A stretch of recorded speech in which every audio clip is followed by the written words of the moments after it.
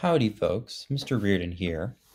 I'd like to walk you through the first of two videos that will help you to master the use of commas and semicolons in English in the most common contexts in which they are required. So, the thing you need to know about commas and semicolons is that where they go follows regular rules that you can learn fairly quickly. And those rules have to do with the presence and position of one or more of 7 different pieces of a sentence. These pieces, these structures or chunks of English sentences have some sort of fancy grammar names. These are those pieces. Independent clauses, abbreviated IC. Dependent clauses, abbreviated DC. Note the capitals here. Dependent clause markers, or DCM, lowercase. Coordinating conjunctions, or CC, lowercase. Independent clause markers, or ICM, lowercase. Essential elements, EE, lowercase. And non-essential elements, NEE, lowercase. So after you watch this entire video and do the practice and master these 7 terms, and then you watch the next video and master the patterns I will talk about in that video, you will be able to identify all 7 of these structures in any English sentence that you are given, and you'll be able to use the placement of these structures in sentences to put commas and semicolons in the right place every time, both in sentences that you are given as well as in any sentences that you're writing yourself. You'll start to be more aware of whether or not you're using independent clauses or dependent clauses or non-essential elements in your own writing, and that'll help you to punctuate them correctly. So let's start with independent clauses. An independent clause is a group of words, usually at the beginning of a sentence or at the end of a sentence, at least in the examples I'll be giving you, that when looked at by themselves could be their own complete sentence, right? When you look at that chunk of words by itself, it could be a sentence on its own.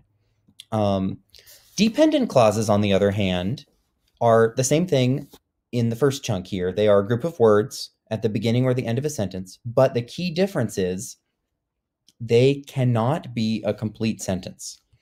So if you consider them all together, put a period at the end and ask yourself, is this a complete sentence, yes or no?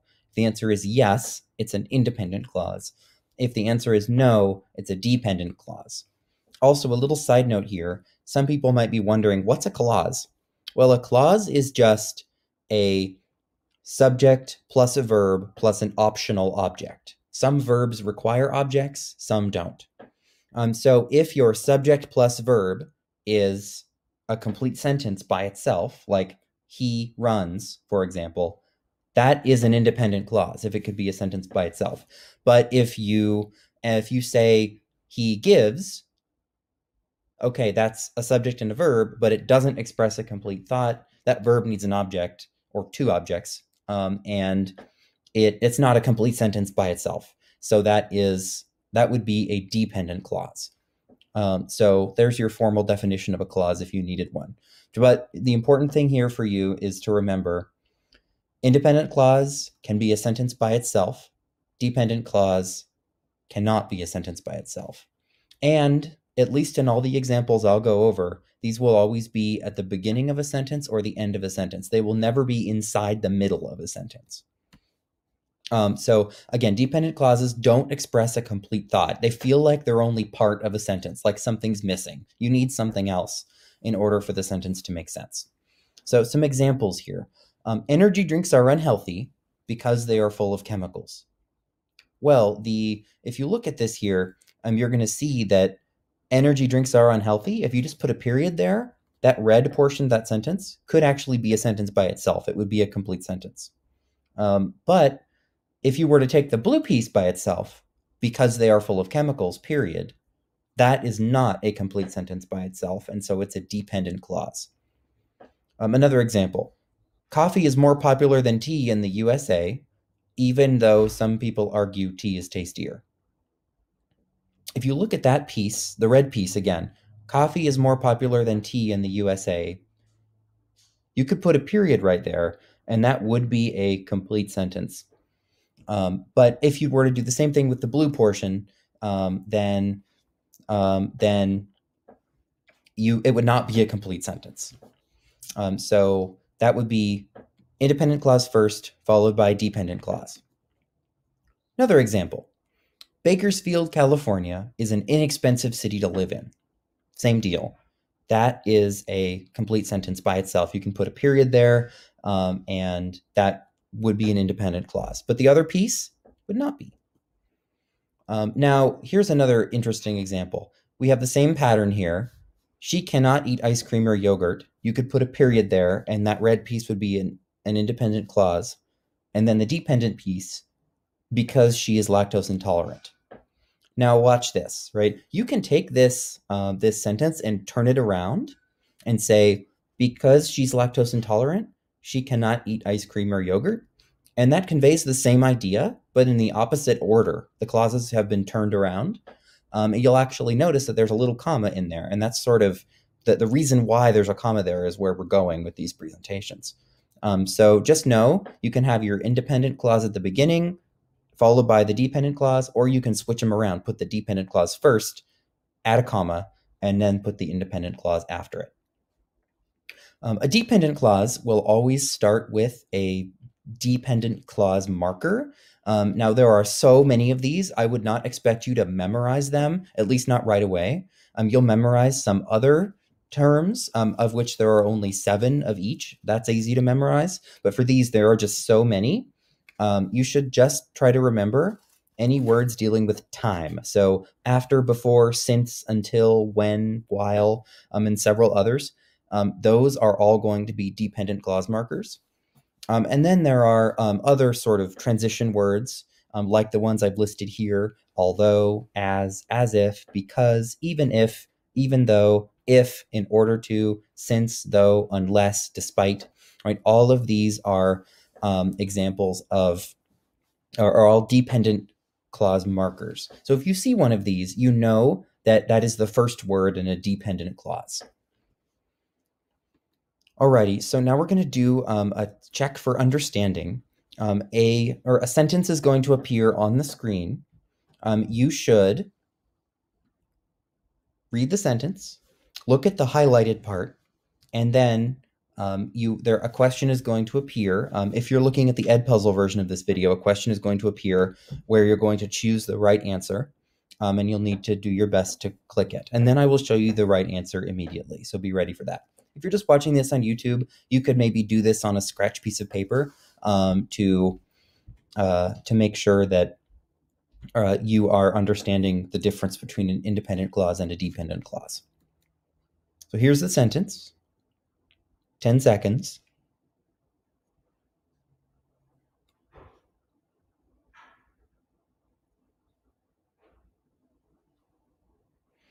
All right, this one is an independent clause, I see. You'll notice that there was a big party at Eleanor Party Park at midnight on New Year's Day 2019. That whole thing is an independent clause. That could be a sentence by itself. So I see is the correct answer there. Next one, 10 seconds. Pause the video if you need to.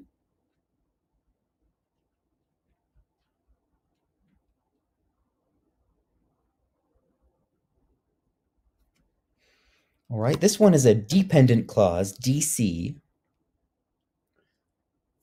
If you take that little piece by itself, unless I am mistaken, and you put a period after it, that's not going to be a complete sentence. So that is the other half, though, would be an independent clause. Pally will stay in distance learning until at least the summer period. So you have the one of the patterns we talked about a few minutes ago, where you put the dependent clause first and then the independent clause after it. DC is the correct answer there. This one.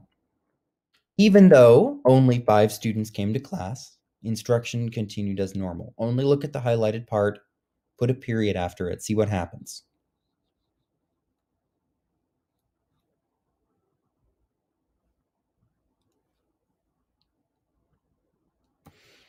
All right, this one is a dependent clause, DC. You should know this not only because the highlighted piece cannot be a sentence by itself, but also because even though is a dependent clause marker.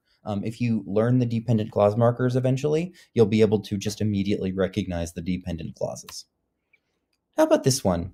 Mrs. Zungenbrecker was hired to teach German 1 and 2 because she taught the best demo lesson of all the applicants in the pool. 10 seconds.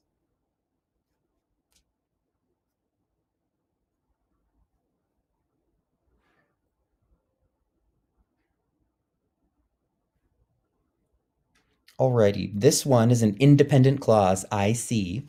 Again, you could put a period after the to in this sentence, and that would be a complete sentence. Everything that comes after the to is just, it's a reason, right, that is subordinated, that is dependent on the first half of this sentence. Think of independent and dependent as what the words actually mean. An independent clause can stand by itself. It's an independent clause, but the other clause can't stand by itself. It needs the other clause there to exist and to make sense grammatically. So to be a complete sentence, so it's dependent on the other part of the sentence. All right, how about this one? 10 seconds.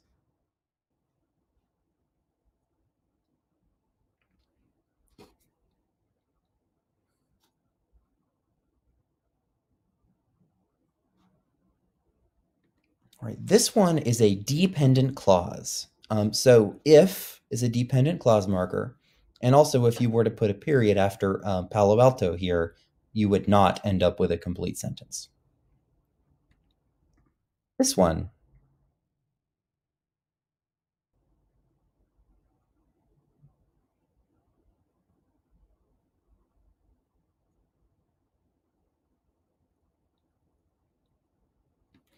This one is an independent clause, independent clause. So again, when you have one whole sentence, just where the whole thing is highlighted, independent clause is going to be the correct answer.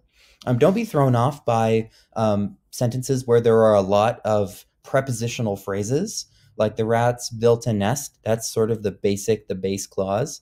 And then we get a bunch of these like little additions between two washing machines in the local laundromat. That's extra information being added on with these prepositional phrases to say exactly where the nest was built. Those don't make any difference when you're dealing with dependent and independent clauses. So don't be thrown off by them. All right, here's one. Please wear a mask when you pick up your copy of Mice and Men at Pally this week.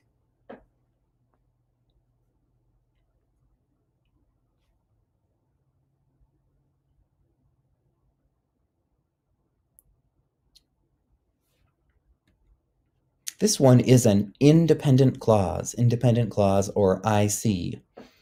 So please wear a mask, period. That would be a complete sentence by itself. You don't need any other or anything else to make that complete.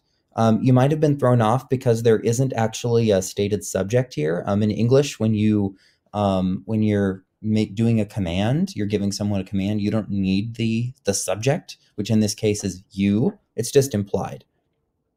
You please wear a mask, right? We don't actually say that. So, but it's still a complete sentence. If you were to say, wear a mask, or sit down, or eat that now, right? Those are all complete sentences. They're just commands. And so you can drop the subject, the you, in at the beginning of that sentence.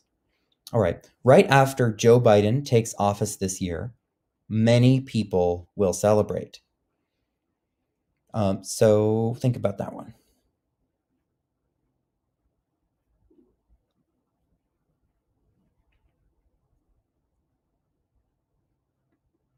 This one is an independent clause. Independent clause.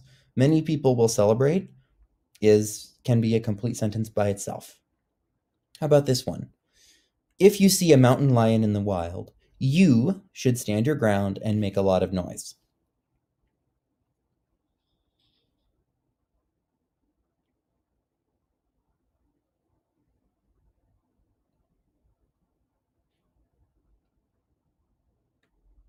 This one is an independent clause. Again, this could be a complete sentence by itself. You should stand your ground and make a lot of noise. This one.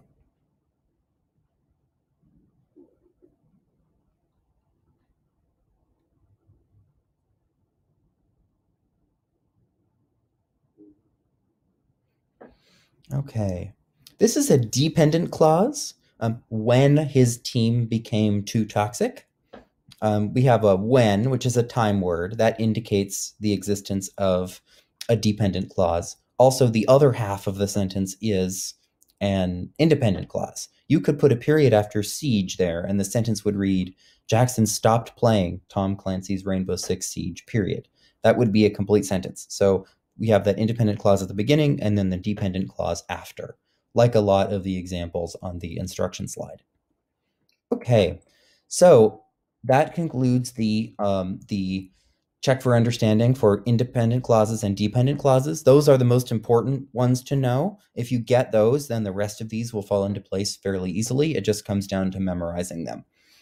So we're going to look next at coordinating conjunctions. A coordinating conjunction is just one of 7 short words that connects an independent clause to another independent clause. That's how people generally use them in English. So these are the fanboys. You may have learned in a previous class about the fanboys or learned this acronym for them. They are for, and, nor, but, or, yet, and so. So here are some examples of these coordinating conjunctions in action. Joseph will not bike to school, for it is too cold. The students did poorly on their quizzes, but they can make them up. Mr. Bergson was insufficiently caffeinated, so he went to Starbucks. I cannot drive to Hawaii, nor can I go by bicycle. You'll notice that for the first 3 examples, both things on each side of the coordinating conjunction are complete sentences by themselves if you consider them that way. But you can put them together with a comma and a coordinating conjunction and combine them into one sentence. For the last one, the use of nor messes with this organization of the sentence a little bit, but you still ultimately have the requirements for an independent clause. If you flip around the I and can in the second half, you would end up with I can go by bicycle, and that would be that would still be a complete sentence. So you have independent clauses on both sides of the coordinating conjunctions in all 4 of these examples. All right. How about independent clause markers? If you see one of these, it is an indication that an independent clause comes right after it. It also will indicate that you need to use a semicolon somewhere. But more on that in the next video. Please know that independent clause markers are not part of the independent clause they mark. This is a little bit confusing, but we consider that dependent clause markers are part of dependent clauses, but independent clause markers are not part of independent clauses. They're separate. So there are 7 common independent clause markers. Consequently, also, furthermore, however, moreover, nevertheless, and therefore. I've created this mnemonic device you can memorize. Can anyone find Herbert, my noisy turtle? You can memorize this little funny phrase, this sentence, and then eventually you'll just remember the first letter for each one. You can write down the first letter for each of these, the words in this expression. Can anyone find Herbert, my noisy turtle? You can write them down quickly, vertically, and then instead of writing out those words, you would just reconstitute the list of the 7 independent clause markers to make sure you don't forget them. You absolutely should memorize the 7 independent clause markers.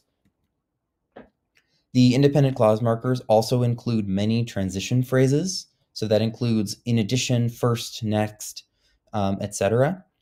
For the examples I'll be giving you and the practices I'll give you, I will not test you on any of these, but just know that they behave very similarly in successfully joining independent clauses. You can also start sentences with independent clause markers, by the way. They don't always link independent clauses, though generally speaking, I will have you use them in that way. So, some examples. He has never been late to school. However, he has cut it close a couple times. It is pouring rain. Therefore, we will not even consider holding class outside. Palo Alto is an expensive place to live. Nevertheless, the population is increasing steadily. Well, at least until the COVID-19 pandemic. I don't know if that's true anymore. We'll see. But you can see here again, what's in front of and behind all these independent clause markers are independent clauses. However, the punctuation is really different than with the coordinating conjunctions that we were looking at a few minutes ago. The next one here is non-essential element. A non-essential element is additional information given inside an independent clause that you can take out without making the sentence grammatically incorrect. You can pull it out of the sentence, and it won't really change the meaning of the sentence that much, and the sentence will remain grammatical. It's extra information that you don't really need. Maybe extra information to help make it clearer who you're talking about or who the subject is, or some information you should know about the subject of the sentence. Non-essential elements are usually set apart with 2 commas. So at least when you're starting out with this, with learning these terms, if you see something, a little bit of information set apart inside a clause with 2 commas, then usually right after the subject of the sentence, that's probably a non-essential element. Some examples. Stanford University, which was founded in 1885, was the first school to fundraise over $1 billion a year.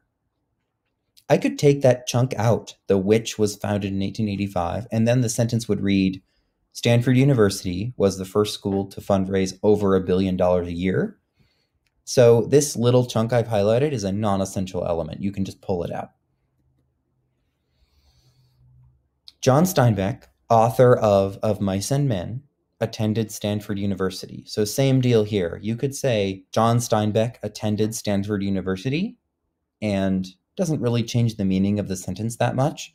The extra information set aside with those 2 little commas just helps us to better understand who John Steinbeck is, to give some context for who that the subject of the sentence is.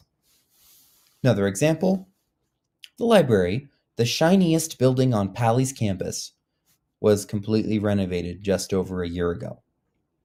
If I were to take that out, it would still be a complete thought. The library was completely renovated just over a year ago, but the extra information, the non-essential element, just helps to be clear about which library I'm talking about. You don't really need it, grammatically speaking. Right. Essential element is our last one here. Essential elements are extra information put inside a clause, so they're like non-essential elements in that way, but they cannot be removed without either making the sentence grammatically incorrect or drastically changing the sentence's meaning to the point where the sentence becomes a different idea or conveys a different idea. Some examples will help here. I will give whoever helps rearrange the desks before class a pack of Pez candy. If you take this whoever out, you end up with I will give a pack of Pez candy, which is not a complete sentence. It's ungrammatical. Give here needs both what is being given and also who it's being given to. And so if you take the who it's being given to out, it's not a complete sentence anymore. Also, please note that this is just one clause. I will give is the verb, and then we have the 2 objects that go with give here. Whoever helps rearrange the desks before class, a pack of Pez candy. One clause only. It is my informal policy to allow the class to cover whoever falls asleep during the lesson with stickers. So again here, it is my informal policy to allow the class to cover with stickers. The question that comes to mind, of course, is cover what with stickers or cover who with stickers. So the highlighted portion is an essential element. It's necessary for the sentence. One more example. Each year, the science department brings whoever wins the science fair some food on the last day of school. If you take this out, you end up with Each year, the science department brings some food on the last day of school, which is grammatical. That's a complete sentence, but it's radically different in meaning than each year the science department brings whoever wins the science fair some food on the last day of school. So you need this essential element to make this sentence make sense. Also, please note that whoever and whichever are common trigger words for essential elements. So if you see something highlighted that starts with whoever or whichever in the middle of a sentence, it's probably an essential element. Okay. So I've found over the years that students of English often struggle with specifically with the tiny grammar words, with the coordinating conjunctions, the independent clause markers, and the dependent clause markers. Identifying and distinguishing independent and dependent clauses and distinguishing essential and non-essential elements are not nearly as difficult for many folks to do as identifying those three little grammar bits. So if you just follow this flowchart, maybe take a screenshot of this flowchart, you will be in good shape for completing your practice. Ideally, you'll get to a point where you don't need the flowchart anymore, and you've just memorized both of the lists, the fanboys and the noisy turtle list. And so then you just know, if you know both lists, and you can check a word against the lists in your head, and you'll know, okay, that's not on either list, it's a DCM. Just to make sure you understand how this works, you get some little word that's underlined, up to 3 words underlined somewhere in a sentence, probably in the middle somewhere. Check it if it's on the fanboys list. If it is on the fanboys list, it's the coordinating conjunction, but if it's not, you need to check the noisy turtle list. If it's also not on that list, then it's going to be a dependent clause marker by default, unless it's an essential element or non-essential element. So be sure you check for if there's a whoever, probably an essential element. If this is a piece of the sentence that you can pluck out and not really change the meaning much, that's a non-essential element. So this flowchart doesn't apply. This is only for like those little grammar words, no more than 3 words total. All right, so now we're going to do some more check for understanding. A sentence has appeared on the screen right now. Your 7 options for what the highlighted piece could be are down there at the bottom. I'll give you 10 seconds only once the sentences appear. So you should pause the video if you need to. If you're doing the Edpuzzle version, you'll answer the question. It'll appear. If you're doing the YouTube version, you can just you can just, pause the video and then write down what you think the answer is for each one of these. So about 10 seconds here.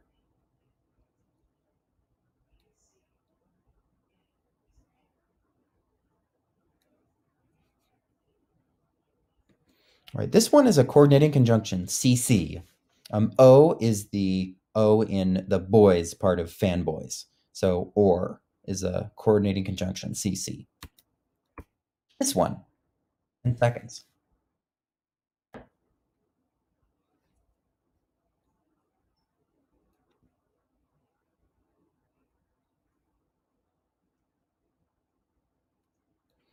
All right. This one is a dependent clause, DC, dependent clause. So while is a time word. It's a dependent clause marker, so that should be a hint. Or if you put a period after fine, you're going to discover that while USB mice work just fine is not a complete sentence by itself, so dependent clause is the correct answer. This one, 10 seconds.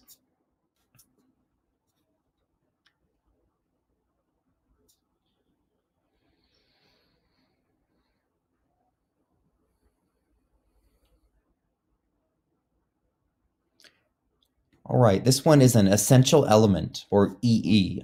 If you take out the highlighted piece, you end up with the man will give a $100 reward, which is grammatical, but you might wonder, to whom? Who is he giving the $100 reward to? Also the whoever should be a good indicator that you need this piece of the sentence. Also, if you consider the meaning of the sentence, right? The sentence is conveying that someone needs to find his lost dog so they can get their $100 reward. If you take the whole highlighted piece out, the reason why the $100 reward is being given, as well as who might get it, is missing. So this is really an essential element to the meaning of the sentence. This one, 10 seconds.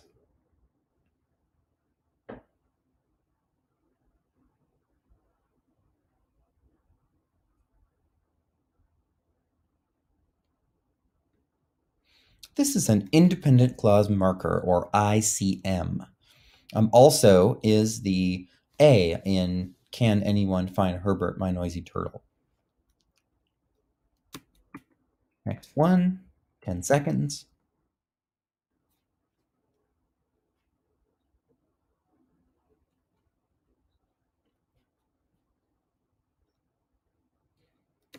This is a non-essential element, NEE.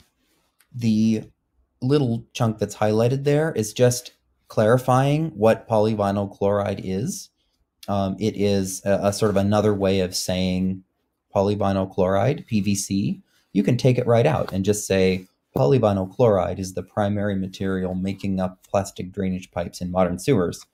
If you were to do that, it doesn't really change the meaning of the sentence that much. You don't need that chunk. It's a non-essential element. I went to 7-Eleven in search of hot Cheetos, but they were out. 10 seconds.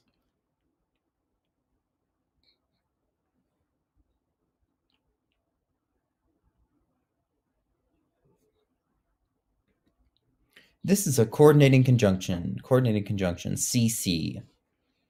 But is the B in fanboys. 10 seconds for this one.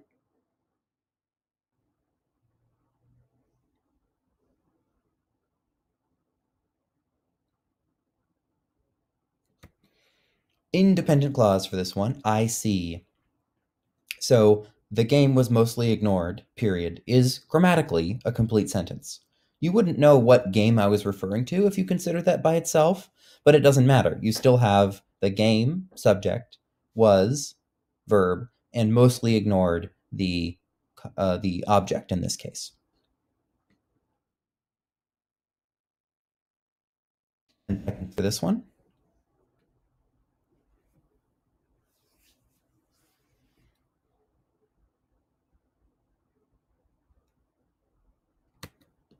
This is a non-essential element. Non-essential element. You can say Dandelion Chocolate Factory has exceptional hot chocolate and take the information about it being in San Francisco out, and it doesn't really change the meaning of the sentence that much, that Dandelion Chocolate Factory has good hot chocolate.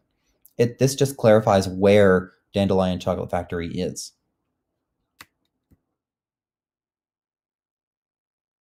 Ten seconds for this one.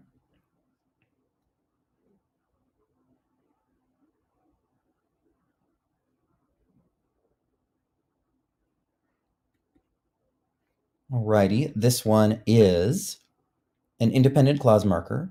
In Can Anyone Find Herbert, My Noisy Turtle? The can, the C in can, is intended to represent consequently. Consequently is on the Noisy Turtle list, so it is an independent clause marker. This one, 10 seconds.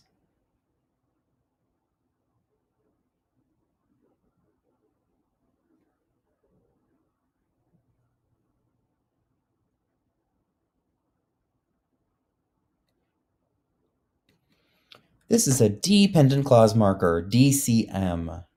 DCM. Before is a time word.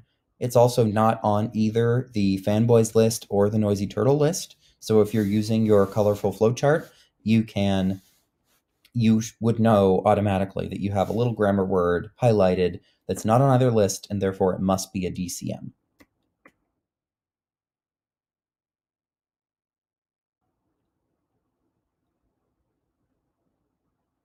Eight more seconds on this one.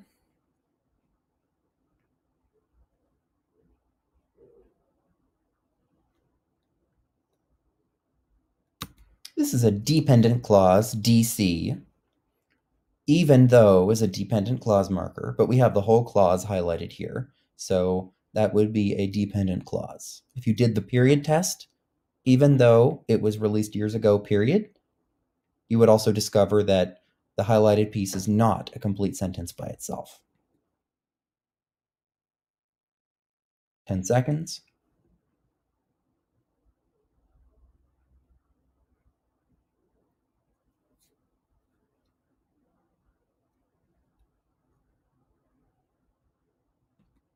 This is an independent clause. Independent clause.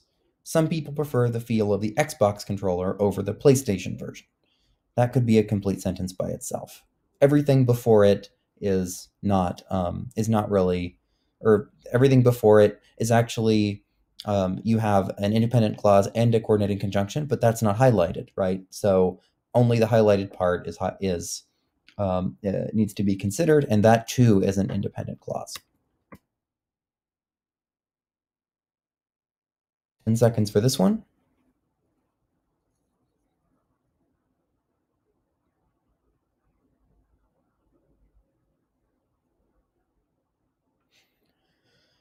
All right. This is an essential element. If you were to take out the essential element, you end up with the sponsors will give a gigantic trophy, which is grammatical, but give who a gigantic trophy, right? Like that it still seems like there is information missing from the sentence. And it's much more specific to say the sponsors will give whoever wins the Rocket League competition a gigantic trophy. It really does change the meaning of the sentence a lot if you take out this essential element. It is essential. And whoever should be an indication for you that it's an essential element. All right. So that is all of the check for understanding in this video. Please complete the practice handouts as assigned by your teacher. My students will be completing handouts 1, 2, and 3 for this practice, either all together at once or separately, or it might be in person, or it might be digital on Schoology, to be determined. If you're not my student, you can make your own copy of the combined practice handouts 1, 2, and 3 by following the link in the description in the YouTube version of this video. Once you've mastered all of these pieces, you can do the practices and you feel like, and you're getting the answers right, and you just feel like you really get it, then you can watch the next video using sentence patterns to punctuate, which will then put all of this understanding to work for you. Thank you. That's all.